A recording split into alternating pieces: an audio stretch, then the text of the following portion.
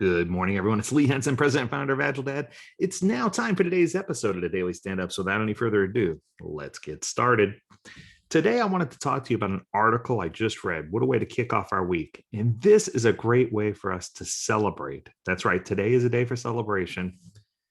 It is podcast episode officially number 250. Woo, woo. 250 episodes under our belt.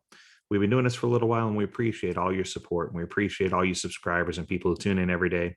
We promise to continue to do this for as long as time will allow us to, so that we can continue to bring you quality content each day with regard to Agile and the way to do things. Today, the topic for 250, I had to dig deep to find one. I want to talk to you about the difference between a to-do list and being a good, how shall I put it, being responsible with your time, getting things done, right? And I hear all the time, people say, oh, have a to-do list with all the things you need to do. But someone brought up a challenge. So there was recently a blog post I read by a gentleman named Nir, N-I-R, and he talks about the case against having a to-do list and the difference between a to-do list and like a schedule builder, so to speak, and what the difference is between the two. Now, admittedly, to-do lists were originally intended and designed to help keep us on task, to keep us on track. But there's three theories that I want to talk about that make to-do lists a little less palatable.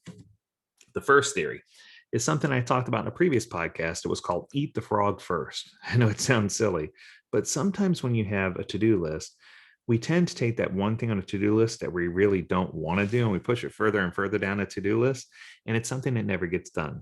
So what winds up happening is the to-do list is a list of very easy things that we get done so we can feel like we've accomplished a lot of things during the day. But the problem is it sometimes serves as a distraction to keep us from doing the things that we really need to do. So the question is, how can we leverage a better system than just a to-do list? Because to be honest, to-do lists make you completely tired, right? They'll wear you out. They'll wear you out physically. They'll wear you out mentally. It's just, you look at this daunting list of all these things you need to do. Now, I know what you're thinking, Lee, what about a backlog? That's exactly what a product backlog is, but it's not. Because if you think about it and you get to a mentality of current sprint plus two, what ends up happening is you're not creating a to-do list, but you're scheduling work into allocated time boxes so that they're shorter time boxes with actionable deliverables. So in essence, instead of saying agility is do whatever's needed now when it's needed with no planning, agility has planning aspects to it that help us do shorter integrated time boxes. Now, does that mean that we still have to respond to change? Of course. Does it mean that we still have to be available for things? Of course. Does it mean we still have meetings? Of course. Does it mean we'll still have some to-do list or backlog? Absolutely. But we shouldn't be to a point where either A, we're planning out our schedule builder for the next 3 years, because in that case, you're going back into waterfall type behavior. But you also shouldn't have just a simple to-do list. And I think this is one of the traps that a lot of people who use Kanban approaches make when they're switching from doing a traditional approach to an agile approach to a Kanban approach. They feel like they can just do this first in, first out list for everything. Now, if you're a services team and you're providing services to the rest of your organization, perhaps that'd work quite well, and they'd be right in the wheelhouse of what you need to do. But if you are a true agile organization building a product, sometimes it's hard for you because you have to have balance between the work that you're allocating to time boxed schedules, and which is sprints, and the work that's contained in a backlog, because there is this balance. And I think that this is a big aha moment for a lot of agilists, and that's why I saved it for 250. I think that if you try too hard to plan too far ahead and you're running before you're crawling and walking, what's happening is you're literally creating a scrummerfall. It's a waterfall of scrum sprints, and that's not where you want to be. You could be forcing yourself in the opposite direction of what you want to do. If you're forcing yourself too far in a pendulum towards Kanban and you're just doing a list and checking things off one at a time, sometimes you're missing out on the things that really need to be done. The truth is, if you've ever created a to-do list, I want you to think about this metaphorically. If you've ever created one, do you ever really finish everything that you promised to do on a list? or at the end of the list, you always think of one additional thing. And then the next day, you get part of the list that repeats itself. You get some things that are new. Your list becomes longer and not shorter. It's like that never-ending credit card debt. And it just keeps repeating itself. And it keeps, what's happening is you're putting yourself in a position where the list is making you think that you are the problem because you're not getting the list done. And wow, right? It's just, if you do this with Agile teams, and instead of having them with a backlog that just sits forever and rots because it's stuff that's just hundreds and hundreds and hundreds of items that needs to be done, thousands of items, but you also don't plan things flying by the seat of your pants. You need to have some things that are absolutely planned for the sprint you're in, of course, and for subsequent sprints, but you do still have to be able to respond to change. So it has to be a delicate balance. It almost has to be like miniature waterfalls. I know that sounds crazy, but it's almost what it is. Successful Agile is being able to forecast and plan for things that you're trying to do. And this is what's drawing popularity to things like SAFe, Scaled Agile Framework, right? Because they have product increment planning and they have Agile release trains. So what they've done is they've created the scheduling bucket, but they're still using aspects of Agile to drive the scheduling bucket. And I think that this is where the big aha comes from. It's an identity crisis of, do I have this list of things to do that is always incomplete and nothing to reinforce and it's completely random? Do I have this rigid schedule that tells me what I'm going to be doing for the next 5 years? It contains thousands of items of backlog rot. Or do I have this balance in between where I'm really doing what I should be doing from an Agile perspective? And I think this is the aha moment. The list often leads you to be distracted, and distraction screws up whatever you're trying to do, and it takes away from traction and focus. So the number one value in Scrum is focus. And if you think about that, focus, is traction, right? Traction and focus should kind of go together. Both of those words come from, and for those of you who know me, I'm a big Latin fanatic. Both of those words come from trahere, which means to pull. Both words also end with the 6-letter word action, which means that traction and distraction are actions that we decide to take, not things that randomly happen to us. I know you weren't expecting that. I'm going to say it one more time. Ready?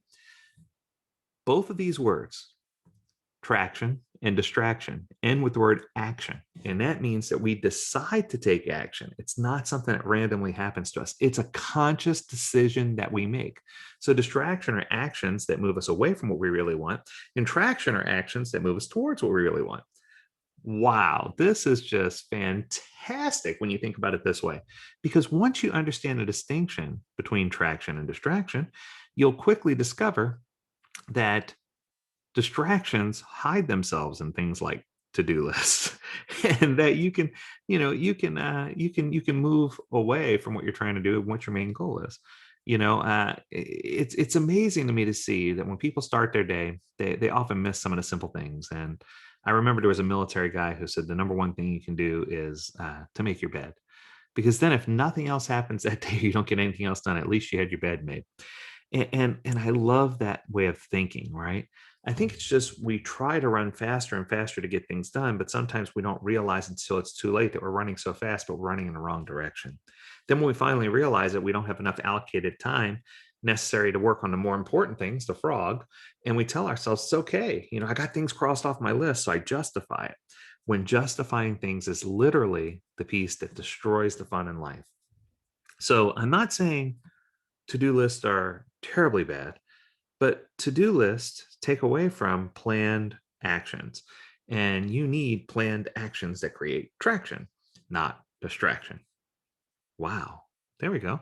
So it's kind of funny because I think that if you looked into studies, whether it's a time study, whether it's psychology-based studies, that people are spending more time doing things, wasting time, than they are doing things that are constructive. And I think we can all agree with that. But the research also backs that we can reclaim the joy that we have in our everyday lives by focusing on the things that are the most important, by serving others. And, I guess what I'm trying to say in the long run is, instead of being a to-do list manager and, and doing those kind of things, become a proactive schedule builder and schedule things in, like taking time off, like taking care of yourself, your body, your well-being, taking care of your family, taking care of the things that are most important to you.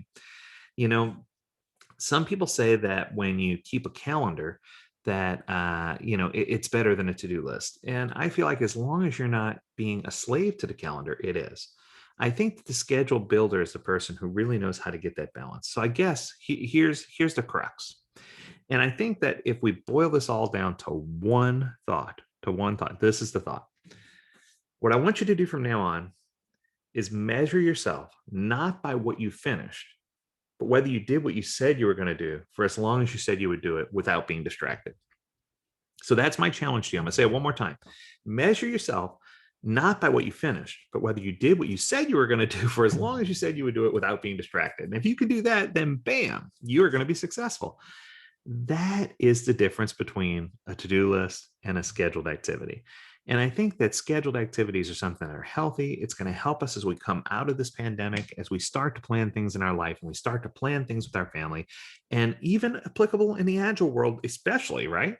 That it's important for us to have a plan and to not live and die by a to-do list. But we also don't want to make the plan so rigid and so far reaching that it restricts us from putting in activities and being able to respond to change. What a 250. If this one didn't blow your mind, none of them will. I appreciate every single one of you. I appreciate the fact that you take time to listen to me every day. I appreciate the fact that you give me some comments. I'm hoping really strongly that you show some love today. 250 is a big milestone. We are so grateful for each one of you that listen. We encourage you to stay healthy, stay well, and stay agile, my friends. Tune in for the rest of the week, more exciting episodes. Until next time, do take care.